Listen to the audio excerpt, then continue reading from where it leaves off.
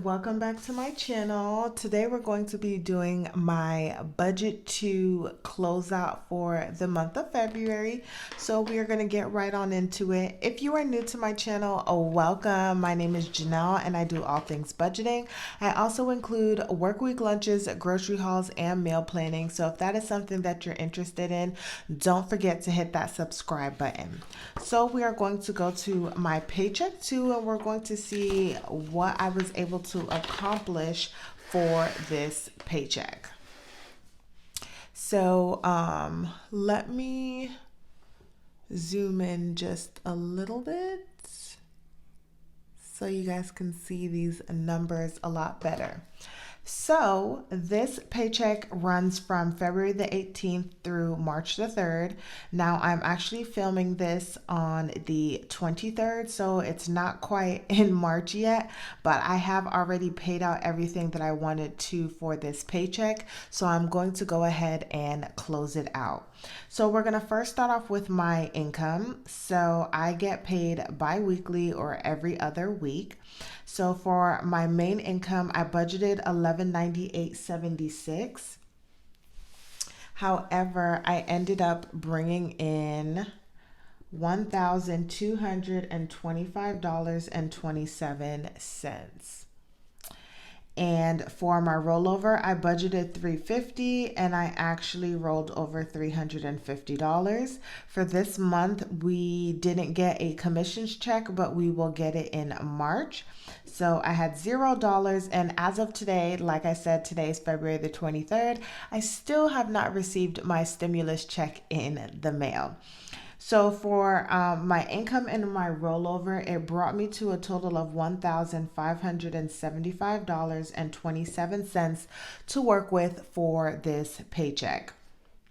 Now down to my expenses, we have a few of them, so we're just going to go over it.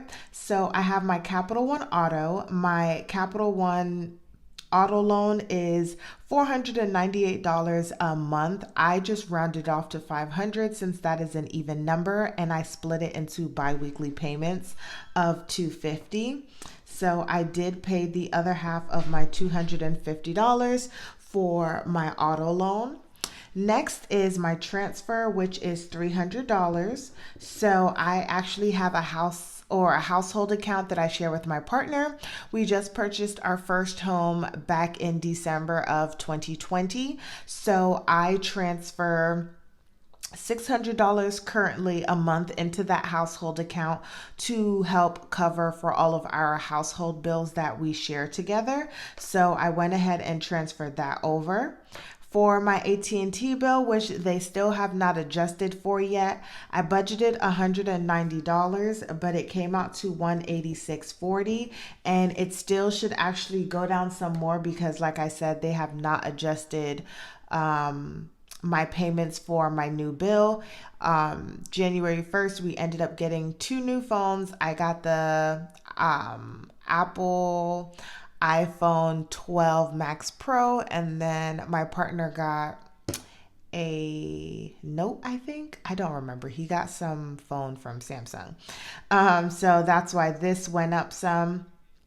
And then I already, in my cashless cash envelope stuffing and sinking funds, I stuffed $50 for my buffer, which went into my Wells Fargo savings. And then my student loan, which is Great Lakes, I'm budgeting $52 right now. And this also went into my savings. So what I'm actually doing with my Great Lakes student loans right now is, because it's on deferment and there has been talks about them covering parts of our student loan, I am actually just taking this money and putting it into my savings account and actually just saving it. And if I can get some interest on there, then kudos to me. And what I'm going to do is I should still have the $5,200 saved up by the end of September when it actually comes due. So it would be 2 things. Either they actually pay off the loan and I just have $5,200 in savings for myself, or they don't pay it off and then I just have the money to go ahead and take care of it then. So that is what I did. or I am doing. And then I have my Walmart credit card. I budgeted $33.66, but it actually ended up being $33.93.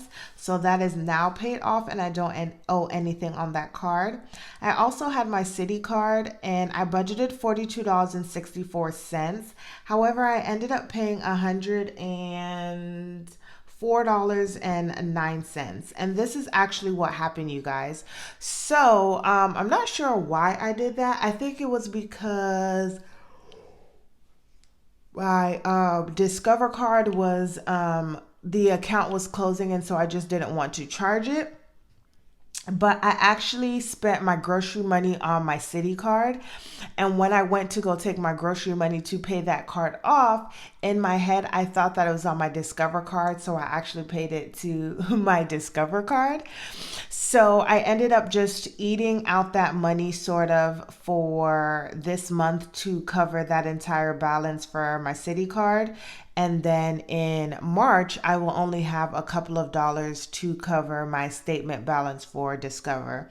So that is why it's a little bit more than what I actually budgeted for.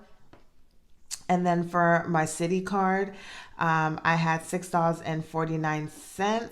I totally forgot that I even had this expense, but I want to say earlier on in the month, I had bought a like a budgeting template on Etsy. And I do like it, but then I also don't like it. But I'm glad it was only $6, so I'm not like too upset about it. So I spent that there, but that is now paid off. And then lastly, you guys, I finally went ahead and made my Capital One auto payment. I don't know why I'm yawning. My Capital One auto payment, and this is an extra payment to my loan, and this all went straight to principal, so I'm so glad. And I did put the full $317.12 towards that amount. And then I don't actually ever budget for this, but I'm going to take out my red pen, and this is going to be miscellaneous, which is money that I just spent out of my checking account that was not budgeted for, but technically it was because I did budget some money for miscellaneous. So when I do my actual February closeout, we'll see if I was able to stay within that amount.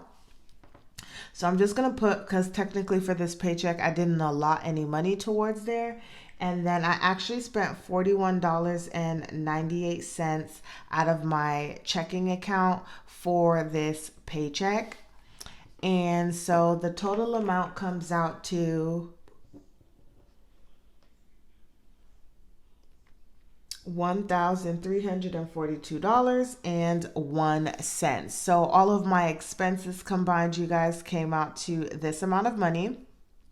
In my cash envelopes, I stuffed all of my cash, which was $100. So actually, let's plug these numbers into my summary. So we're at $1,342.01 for my cashless cash envelopes. I did $100, although I budgeted $50. For my savings, I budgeted $25, and I ended up putting $25 into my savings. And then for my sinking funds and investments, I budgeted $106, but it was just an adding on, like, bad addition on my behalf.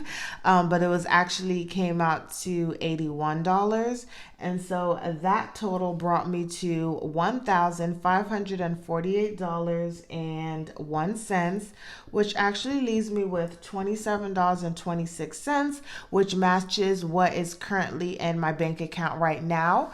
I should not have to spend this money, and I'm just going to actually let this stay in my checking account and let it, or I mean, I may use it, but I'm trying not to use anything. Let it roll over into my checking account for March, so that I have just a little bit of wiggle room, even though I still am already saving for my buffer.